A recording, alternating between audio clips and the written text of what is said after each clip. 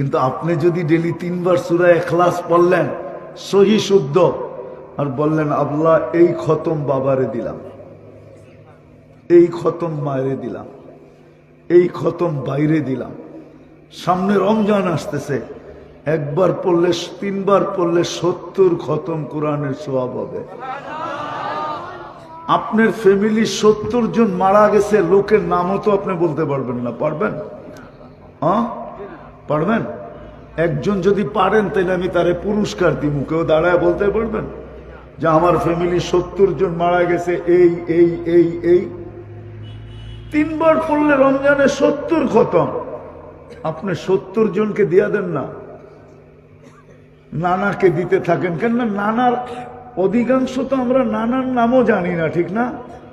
আজকাল জেনারেশন বাপের নামের পরে দাদার নাম জানে না, এরকম